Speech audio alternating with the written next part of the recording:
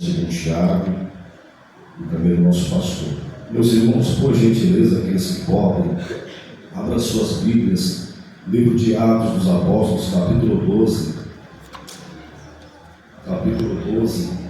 do verso 1 ao verso 5. Amém? E por aquele mesmo tempo, o rei Herodes estendeu as mãos sobre alguns da igreja para os maltratar, e matou a espada Tiago, irmão de João. E vendo que isso agradara aos judeus, continuou mandando prender também a Pedro, e eram os dias dos asmos. E havendo prendido, o encerrou na prisão, entregando-o a 4 quaternos de soldados, para que o guardasse, querendo apresentá-lo ao povo depois da Páscoa. Verso 5: Pedro, pois, era guardado na prisão, mas a igreja fazia contínua oração por ele a Deus. É bem interessante porque o livro de Atos é conhecido como Atos do Espírito Santo por meio da igreja. Esse livro é dividido em 3 períodos. O primeiro período é o período pré-pentecostal. O segundo período é o período pentecostal. E o terceiro período é o período missionário. Quando estudamos o segundo período do livro de Atos, que é o período pentecostal, logo entendemos que acontecem alguns acontecimentos. Logo depois da pregação de Pedro, há uma colheita de 3.000 almas. Daí dá início à igreja primitiva, cresce o número de agregados.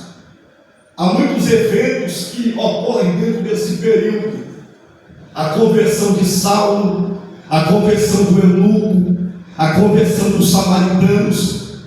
É uma igreja daqui em diante, uma igreja destemida, uma igreja cheia do Espírito Santo, uma igreja militante que está marchando na terra.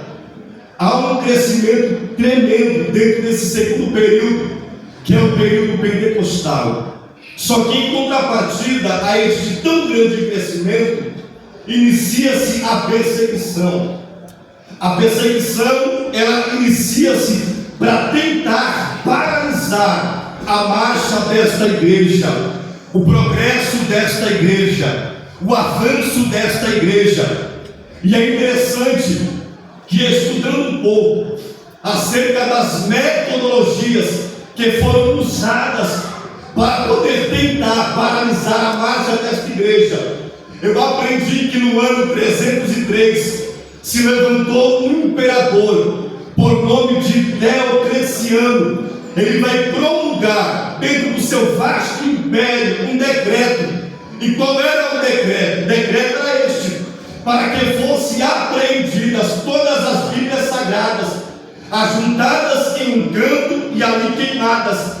O intuito dele era arrancar a palavra de Deus do povo e fazer com que eles viessem abandonar a sua fé. Só que é interessante que a Bíblia, elas foram apreendidas, mas a palavra estava guardada no coração do povo. Ele não leu aquilo que estava escrito no livro de Salmos, no 119, verso 11. E o que é que está escrito? Davi escreve: escondi a tua palavra dentro do meu coração, para não pecar contra ti. Pode prender todas as Bíblias, porque a palavra de Deus está dentro do teu coração. O escritor aos Hebreus também escreve, no capítulo 4, verso 12: a palavra de Deus é viva e eficaz, e mais penetrante do que uma espada de 2 gumes, penetra até a divisa da alma, juntas e medulas, e é apta para discernir pensamentos e intenção do coração. A palavra está guardada dentro do nosso coração. Só que essa perseguição não teve êxito. Essa perseguição não teve resultado, porque a igreja continua militante na face da terra. E o livro de Atos, capítulo 12, inicia-se também aqui período de perseguição. Esse Herodes é o Herodes Agripa, neto de Herodes Magno, aquele que mandou matar as crianças, lá no livro de Mateus. E é interessante que a metodologia usada aqui para tentar paralisar o avanço desta igreja, a marcha desta igreja, já não é mais a mesma metodologia usada por Diocleciano. E qual é a metodologia ou estratégia usada aqui? Ele vai mirar os líderes da igreja. Ele mata primeiro Tiago ao fim da espada. Tiago era um homem que tinha uma grande influência na comunidade judaica. E agora o próximo alvo é o pastor da igreja.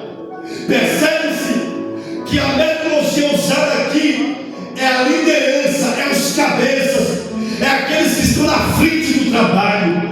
Porque Herodes, um homem muito inteligente e sagaz, ele pensou: se eu destruir os líderes, todo o rebanho vai se dissipar. É por isso que devemos cobrir a nossa liderança de oração.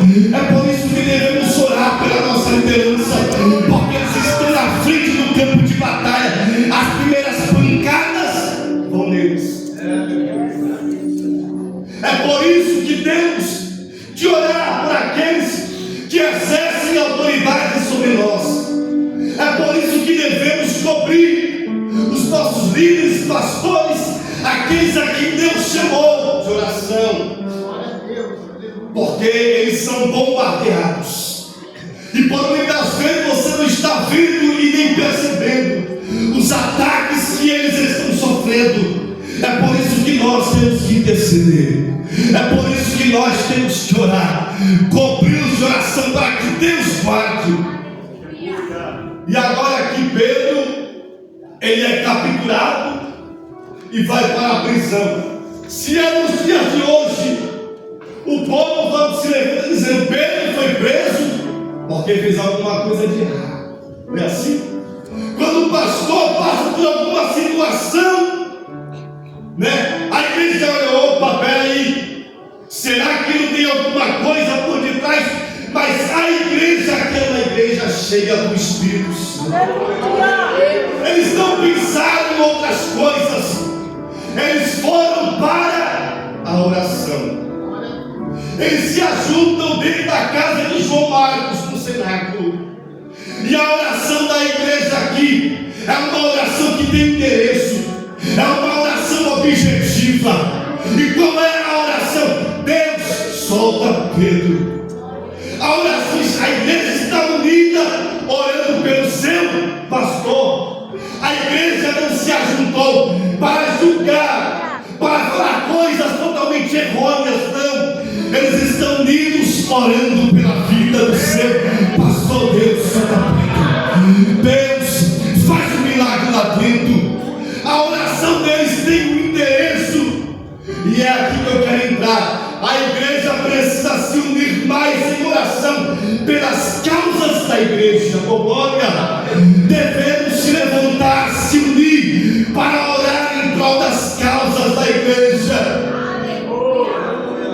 Porque a oração de um justo, ela pode ir muito com seus efeitos. Só que é interessante que esse período é o período dos pães asmos. Pedro está preso. E daqui a alguns dias ele vai ser apresentado e morto em praça pública. Só que a igreja está orando. E a história diz que eles oram no dia, nada acontece. Eles oram mais um dia, nada acontece. Eles oram no terceiro dia, nada acontece.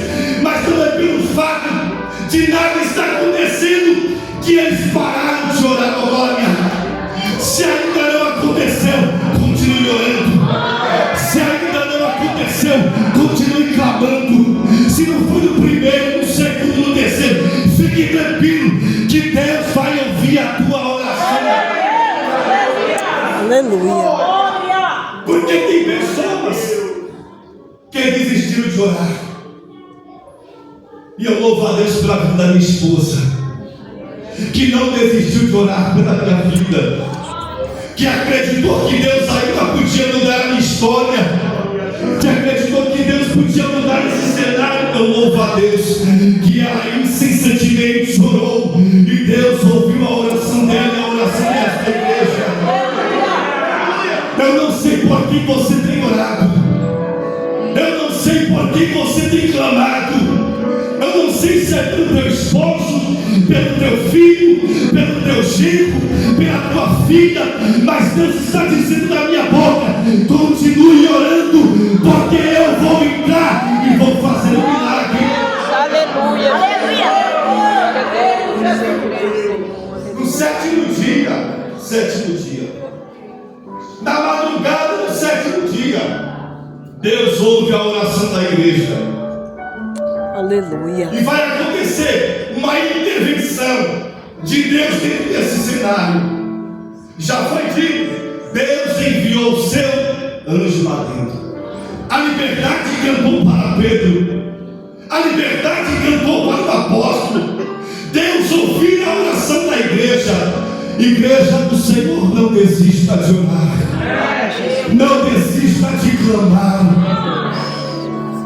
Há um tempo, e esse tempo quem determina é Deus. A Bíblia diz que Isaac, ele orou por Rebeca com um período de Glória a tempo. Jesus. E a oração de Isaac era: Deus, abre o ventre de Rebeca. Mas não foi nos primeiros anos que Deus atendeu. Isaac orou aproximadamente 20 anos. Já pensou? 20 anos orando por aquela causa. Só que Isaac não perdeu a fé. A fé dele estava intacta. E Deus abre o ventre de Rebeca. No 20º ano acontece o milagre. Fique tranquilo que vai acontecer um milagre. Glória a Deus. Aleluia. Deus vai libertar o teu esposo. Glória a Jesus. Deus vai libertar o teu filho. Glória a Deus. Deus vai mudar esse cenário caótico na tua vida e vai estabelecer um tempo de glória. Você terá um sorriso nesse rosto, minha filha. Você terá um cântico na tua boca para jubilar e exaltar o nome do Senhor. Esta fase vai passar, mas não pare de orar. Não pare de orar. Porque Deus vai fazer um milagre. Deus atendeu a oração da igreja. Deus atendeu a oração daqueles irmãos. E Deus também vai atender a tua oração. Amém? Essa palavra que nos deixa da parte de Deus. Glória a Deus. Glória a Jesus. Aleluia.